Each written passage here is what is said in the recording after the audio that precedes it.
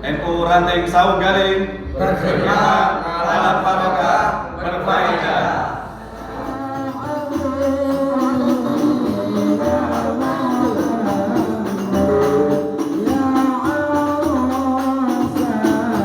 Bapak Ibu yang dirahmati oleh Allah SWT, di halaman 21 itu sebagai pengantar bahwa seperti yang diutarakan oleh Ketua RWJNU Kecamatan Wonokromo, bahwa kita tidak perlu mengomentari kemajuan orang lain, mari kita semakin menambah memajukan diri kita, diantaranya melalui pemahaman, penguatan pemahaman Ahlus Sunnah wal Jamaah. Silakan Ustaz dibuka. Kanjeng Nabi niku sebenarnya sampun populer di kalangan para nabi dan rasul, niku sampun populer. Artinya tidak ada satu nabi dan rasul yang pernah diutus oleh Allah SWT itu kecuali mereka telah mengenal kanjeng Nabi Muhammad SAW. Meskipun secara fisik Rasulullah belum lahir, tetapi sudah diperkenalkan oleh Allah. Contohnya di dalam poin nomor 12, poin nomor 12 ada ayat Al-Quran yang berbunyi alladzina yattabi'una rasulan nabiyya al-ummiyya alladzi yajidunahu maktuban indahum fit Taurati wal Injil ya'muruna bil ma'rufi wa yanhauna 'anil munkar. Telah termaktub di dalam kitab Taurat dan Injil bahwa Rasulullah itu sampun diperkenalkan oleh Allah, bahkan termaktub di dalam kitab Taurat dan Injil. Sehingga tidak ada umat manusia yang dibimbing oleh para nabi dan rasul tidak mengenal kanjeng Nabi. Jadi sampun dikenalkan Rasulullah SAW. Artinya orangnya, jasadnya belum ada, fisiknya, tapi beliau ciri-cirinya, karakternya sampun diperkenalkan di dalam kitab Taurat dan Injil. Itu menunjukkan kedudukan Rasulullah yang lebih mulia daripada nabi dan rasul lainnya. Jadi Rasulullah itu belum ada fisiknya, tapi karakternya beliau sudah dikenal. Kama yajiduna abna'akum, sampai saking kenalnya umat-umat Nabi sebelum Rasulullah niku seperti mengenal Rasulullah meskipun belum ada jasad fisiknya, seperti mereka kenal anaknya sendiri. Saking seringnya para Nabi dan Rasul menjelaskan kanjeng Nabi. Ini menunjukkan kedudukan Rasulullah SAW yang mulia dibanding Nabi dan Rasul lainnya. Kemudian di dalam ayat yang poin nomor 13, wa ma kunta tatlu min qablihi min kutubin wala tafutuhu bi yaminika idzal lartabal mubtilun. Di antara ciri yang pernah disampaikan Allah, diceritakan oleh para nabi dan rasul, karakter di antaranya adalah nabi akhir zaman ini tidak bisa baca.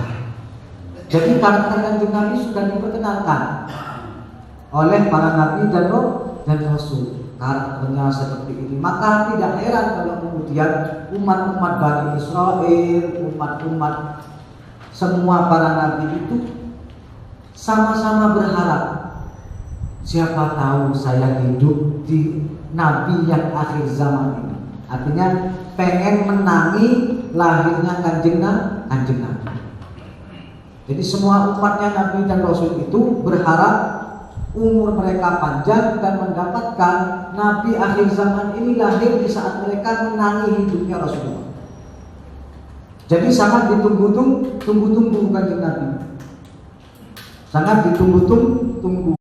Kemudian di 15 bahkan Nabi Isa, ketika umat Yahudi Bani Israel itu sampun kacau, sentimen terhadap Nabi Isa semakin meninggi. Nabi Isa mengingatkan orang-orang Bani Israel, bukan umatnya. Aneh kan? Padahal umatnya Nabi Isa sampai Bani Israel. Tapi Nabi Isa menceritakan, wa idh qala Isa bin Maryam ya Bani Israel inni Rasulullah ilaikum.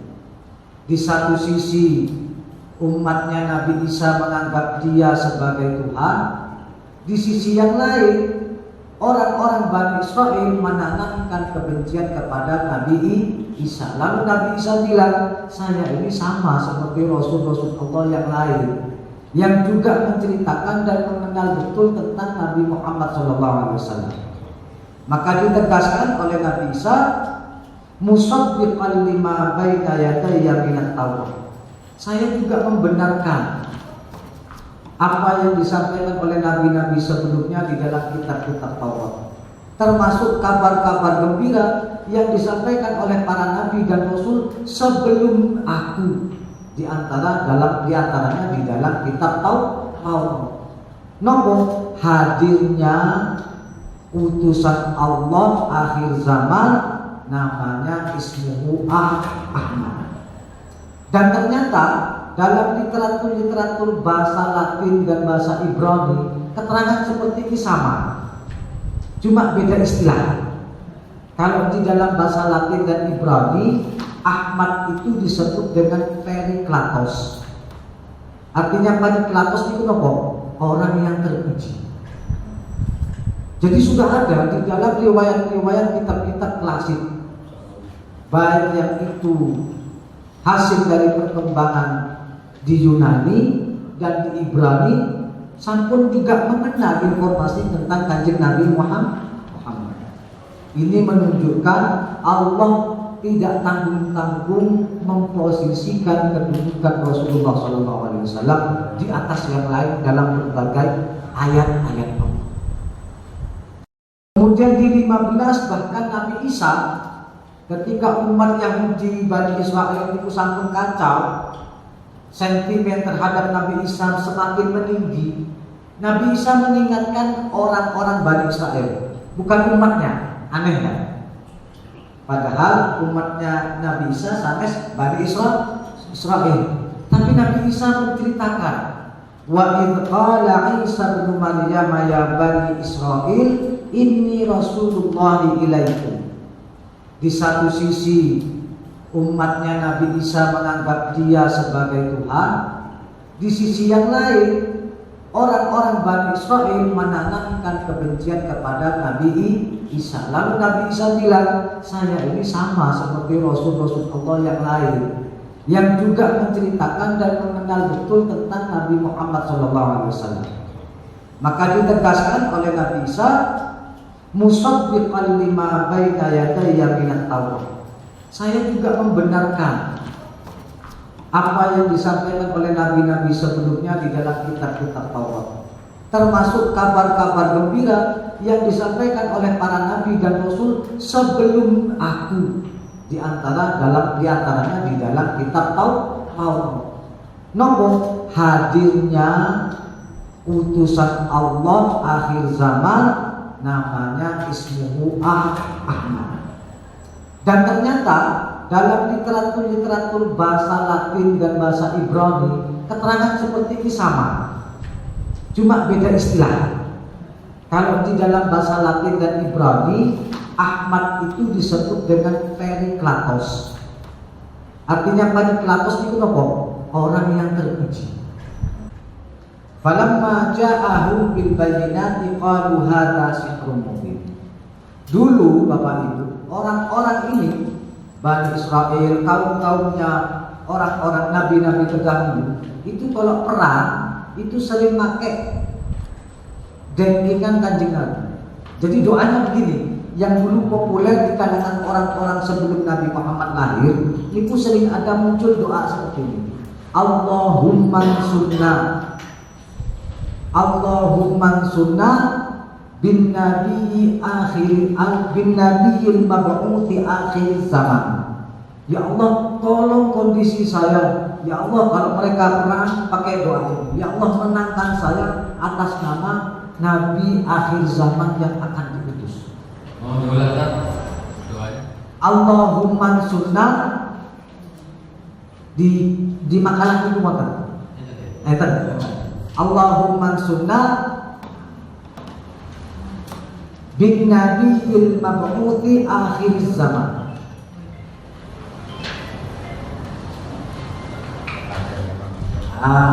Itu di dalam surah Al-Baqarah ayat 89. Yang Al-Quran ayat surah Al-Baqarah ayat 89. Di situ ada doanya. Jadi doa ini terkenal. Allahumma sunna bin nabiyil mab'uthi akhir zaman. Semua pengen minta air hujan, doanya ini. Anak sakit, doanya ini. Karena mereka saking tingginya berharap dapat ketemu dengan Nabi Muhammad, menangi umurnya kanjeng Nabi Muhammad. Artinya Rasulullah itu jasadnya belum ada, tapi sudah dipopulerkan oleh Allah melalui Nabi dan Rasul sebelum beliau. Tapi begitu Rasulullah hadir, karakter Rasulullah itu ditolak oleh mereka. Tidak kayak gitu. Akhirnya terjadilah perubahan karakter sifat Nabi Muhammad di dalam kitab Taurat. Jadi sebelum Rasulullah menyatakan kerasulan dan kenabian masih persis, tapi begitu mereka betul-betul mendapati hidup di zaman Nabi Muhammad SAW, sebagian dari rahib-rahibnya orang Yahudi itu kemudian mengubah. Selain soal popularitas, Allah juga menunjukkan kedudukan mulianya Rasulullah SAW. Apa diantaranya? Kelak Rasulullah ketika kita di yaumil hisab, semua nabi itu akan dibuat menonton oleh Allah kondisi umatnya masing-masing. Jadi ketika kita akan menerima amal-amal kita, semua umat-umat ini itu kemudian disuruh lihat oleh Nabi dan Rasulnya masing-masing. Jadi kalau misalkan umatnya Nabi Nuh, Nabi Nuh dipertontonkan oleh Allah melihat kondisi umatnya masing-masing. Ya, masing-masing. Lalu ada pertanyaan umum kepada semua umat ini. Apa diantaranya? Pertanyaan Allah kepada semua umat manusia. Itu pertanyaan berupa, bukankah aku telah mendatangkan perintah kalian menyembahku? Dan bukankah Nabi dan Rasul telah menyampaikan hal itu kepada kalian? Jawaban umat-umat para Nabi dan Rasul ini menolak. Boten pernah Gusti, boten pernah. Kami tidak pernah dapat informasi apapun dari Nabi dan Rasul yang panjenengan utus supaya kami nyembah panjenengan. Maka didatangkanlah umatnya Rasulullah SAW untuk membantah pernyataan umat-umat manusia. Kemudian Rasulullah dihadirkan oleh Allah. Umat Rasulullah mengatakan, tidak betul ya Allah, semua Nabi dan Rasul panjenengan sampun menyampaikan perintah panjenengan. Lalu Rasulullah kemudian menegaskan leres apa yang disampaikan umat saya ya Allah. Jadi kelak para Nabi dan Rasul ketika dibantah oleh para umatnya tidak bisa jawab. Semua umatnya membantah, gak pernah itu Nabi Nuh itu menyuruh kita menyembah panjenengan ya Allah, gak pernah kasih perintah ini perintah ini. Nabi Nuh tidak bisa bantah. Lalu Allah hadirkan umatnya Nabi Muhammad. Begitu juga semua nabi-nabi ketika yaumil hisab sedang dalam keadaan berat menghadapi tuntutan umatnya masing-masing. Wa yawma nab'atsu fi kulli ummatin syahida 'alaihim min anfusihim. Dan ingatlah ketika kami pada hari itu bangkitkan pada setiap umat seorang saksi dari mereka, dari kalangan mereka sendiri. Wajibna bika syahidan ala haula'i. Dan kami datangkan engkau Muhammad menjadi saksi atas Nabi dan Rasul dan umat-umatnya. Wa nazzalna 'alaikal kitaba. Dan kami turunkan Al-Quran ini tibyanan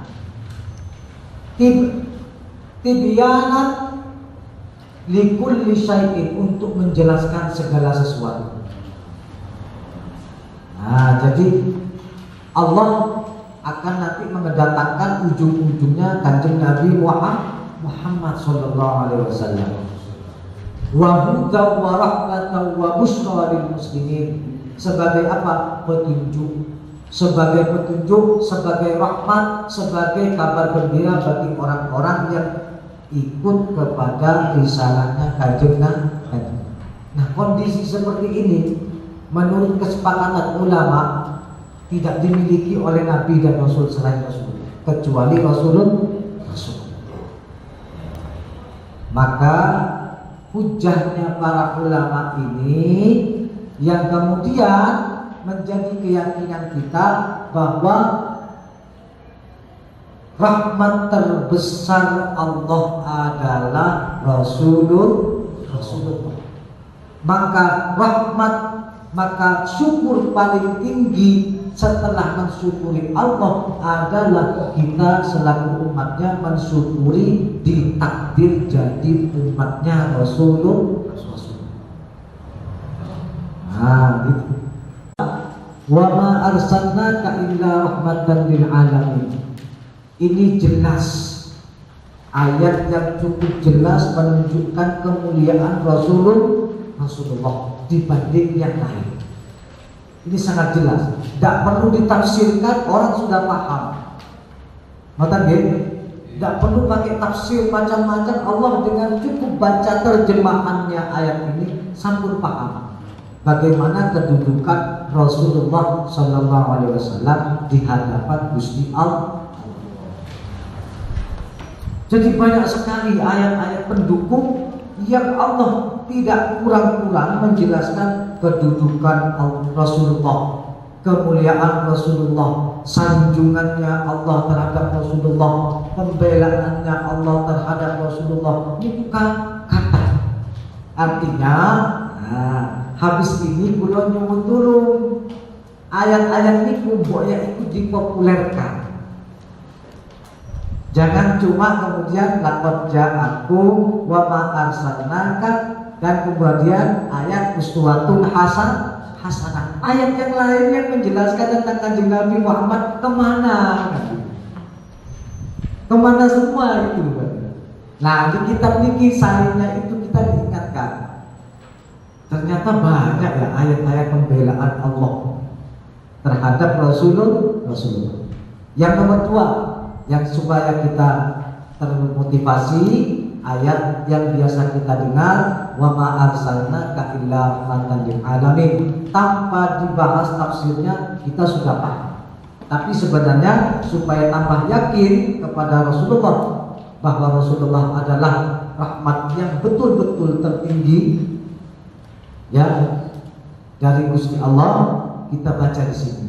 Qala Abu Bakr Muhammad bin Tahir zayyanallahu ta'ala Muhammadin sallallahu alaihi wasallam bi zinatir rahmati fakana kaunuhu rahmatan.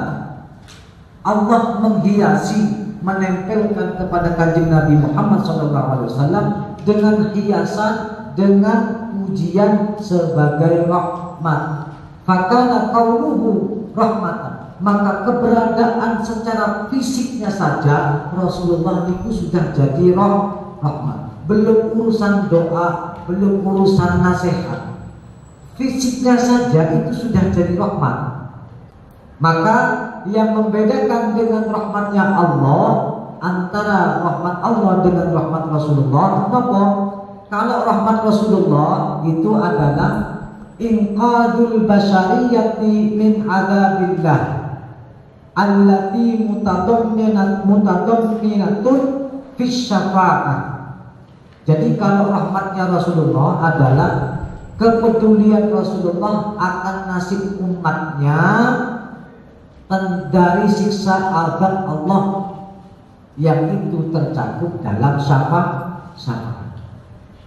Allah berfirman, wala saufa yu'tika rabbuka fatarda. Muhammad, apa yang aku berikan, kata Allah, pasti hatimu akan lega, pasti hatimu akan senang.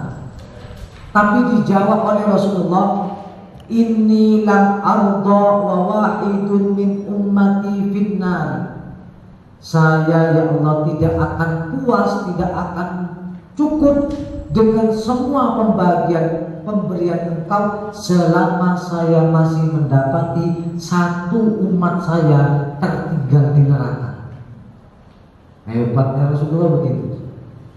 Allah mengklaim, Muhammad, apa-apa yang sudah aku berikan kepadamu pasti engkau akan ridho, engkau akan puas. Dijawab Rasulullah, inni lam arda wa wahidun min ummati finnar. Bagaimana saya mungkin ridho, ikhlas, legowo, terima, puas dengan semua yang panjenengan berikan kepada saya, ya Allah, tapi saya nanti masih mendapati satu umat saya tertinggal di neraka.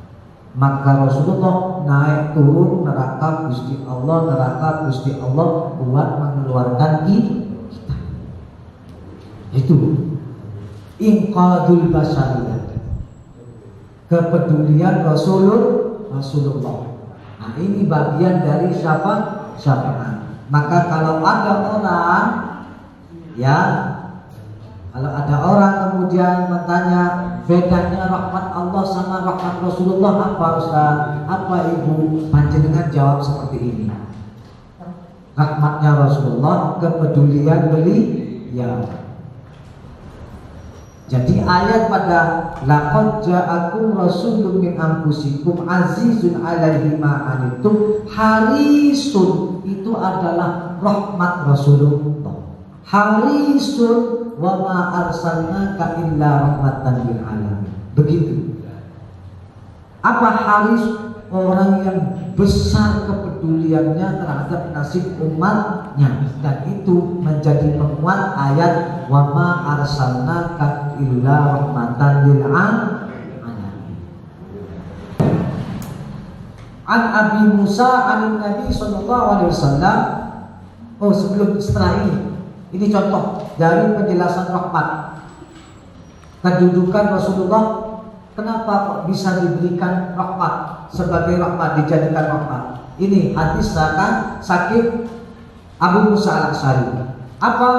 Inna Allah azza wa jalla idza arada rahmatan ummatin min ibadihi qabada nabiyha qablaha.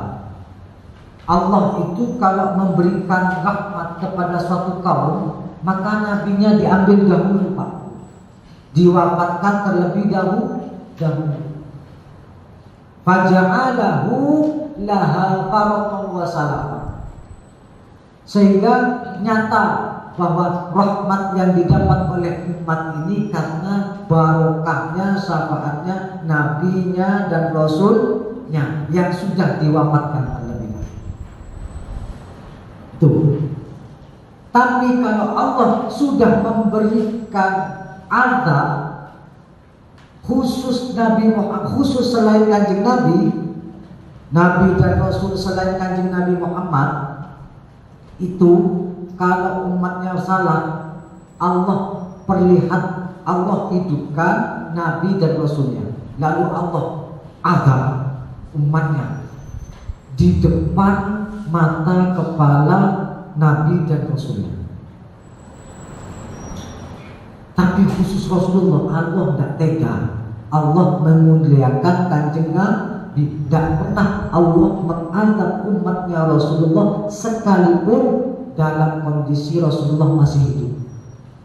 Nabi dan Rasul selainnya itu umatnya kalau melanggar langsung dianggap dalam kondisi Nabi dan Rasulnya masih hidup. Sini. Apakah Jibril kamu juga kecipratan rahmatku, kata Rasulullah? Allah na'am, nggih Rasulullah, saya juga kecipratan rahmatnya panjenengan. Apa? Kuntu akhshal aqibata fa amintu li tana'illahi azza wa jalla ala yahdi qawlihi di quwwatin 'inda dzil arsy makin muta'in tamma amin. Nah, malaikat Jibril juga kecipratan rahmatnya Rasulullah. Ibu panjenengan dan bapak-bapak pasti pernah dengar dua malaikat Harut Marut. Nggih. Wa anzalna malakaini bibabila Harut wa Marut. Dan kami turunkan apa derajat dua orang malaikat dengan diuji, namanya malaikat Harut Marut diserupakan menjadi manusia. Innama nahnu fitnatun fala takfur, kata dua malaikat ini. Kami ini sedang diuji oleh Allah, maka jangan kamu kemudian mengimani saya dan meninggalkan Sulaiman. Fayata'allamuna minhuma hatta yaqula innama nahnu fitnatun fala takfur. Jadi malaikat juga pernah diuji oleh Allah, di antaranya malaikat Harut Marut. Nah, Nabi malaikat Jibril itu ingat peristiwa ini bahwa malaikat itu juga tidak bebas dari ujian Allah. Tapi begitu Rasulullah, begitu malaikat Jibril ditakdir jadi penyampai wahyunya Allah kepada Rasulullah, di situ kemudian malaikat Jibril dapat rahmatnya Rasulullah. Bahasanya gini, wis aman aku mengaku diutus jadi pendamping orang yang paling dikasihani Allah, yang paling dimuliakan Allah. Bahkan di dalam ayat di quwwatin 'inda dzil arsy makin muta'in tamma amin. Malaikat Jibril yang memiliki kekuatan, memiliki kedudukan yang tinggi di sisi Allah, yang pemilik arsy di alam malaikat, di dalam alam malaikat, dan ditaati, dihormati gara-gara ketempelan menjadi pembawa wahyu Allah kepada Rasulullah. Itu. Jadi malaikat saja dapat kecipratan rahmatnya Rasulullah. Idealnya apalagi kita, betul kan? Maka kalau di bulan Rabiul Awal tidak bahagia menyambut datangnya Rasulullah, bulan lahir Rasulullah, ya memang sangat sedikit berarti informasi kita tentang Rasulullah. Jadi sekali lagi ulangan tadi, ayat pertama banyak ayat pujian Allah tentang Rasulullah. Di antaranya apa? Allah sudah memviralkan Rasulullah di semua umatnya Nabi dan Rasul sebelum Rasulullah. Tidak ada satu Nabi dan Rasul yang pernah diutus Allah plus umatnya tidak mengenal Kanjeng Nabi. Kenal lebih dahulu, cuma tidak dapat fisiknya. Yang kedua, apa? Sampai-sampai semua umat itu selalu doa pakai embel-embel Kanjeng Nabi. Yang ketiga apa? Perbedaan rahmat Allah dan rahmat Rasulullah. Keempat, malaikat saja kecipratan rahmatnya Rasulullah. Nopo maliki tong selaku umat. Maka kalau datang bulan Maulid harus lebih bergembira, harus lebih bersemangat. Kata Imam Al-Waqidi, kata Imam Abu Zar'ah. Abu Zar'ah itu, Bu, Bapak, di sini ada. Abu Zar'ah itu seorang alim yang kalau datang bulan Rabiul Awal dia itu sedekahnya lebih banyak, bahkan lebih banyak dari bulan Ramadan. Kalau memberikan hidangan lebih bagus, kalau bermaulid meriah sekali. Sampai-sampai kawan-kawan yang ulama yang lain itu curiga, terus tanya, tas'umu annaka taj'alu layali ya Rabi'al Awwal afdalu min kulli layaliya wa a'yadil muslimina hatta lailatul mi'raj lailatul qadri wa syahri Ramadan. Kata sahabat-sahabat Abu Zar'ah, saya kalau dapat bulan Rabiul Awal, saya selalu mendapati engkau itu di bulan Rabiul Awal itu seolah-olah itu lebih meriah daripada yang lain. Malam-malamnya lebih mulia daripada, kamu lebih muliakan daripada malam Jumat, malam Lailatul Qadar, malam Nisfu Sya'ban, malam hari raya. Bahkan bulan Rabiul Awal kok kamu sepertinya lebih bersemangat daripada bulan Ramadan. Kata teman-teman Abu Zar. Maka dijawab oleh Imam Abu Zar'ah, inna kullaha tamaratun min afdali min fadailil layali Rabi'il Awal. Semua kemuliaan yang ada pada malam Jumat. Nah, Bapak paling paham nih kalau urusan kemuliaan malam Jumat. Malam 2 hari raya, malam Lailatul Qadar, malam Nisfu Sya'ban, dan bulan, bahkan bulan Ramadan.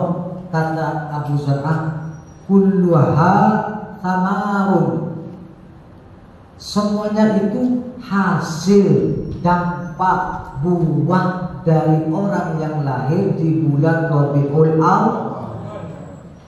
Seandainya tidak ada dilahirkan orang di bulan Rabiul Awal, hari Senin 12 Rabiul Awal, tidak akan ada malam-malam kemuliaan ini. Tidak akan ada malam-malam kemuliaan ini, bahkan bulan yang dimuliakan tidak bakal ada.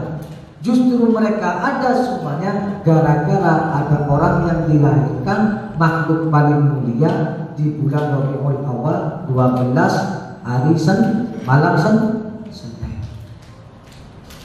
Jadi di bulan Rabiul Awal banyak sekali hujah kita untuk memuliakan bulan Rabiul Awal.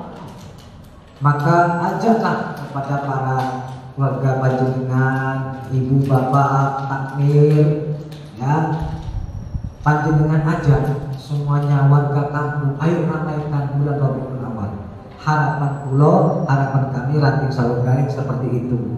Setelah kajian kitab nih, saya kira sanggup, kita tutup dengan doa nanti setelah acara oleh Komisi Syuriah di acara sesi penutupan. Berikutnya kita sesi isom shoma wa ala kulli hal akhirul kalam ihdinas siratal mustaqim.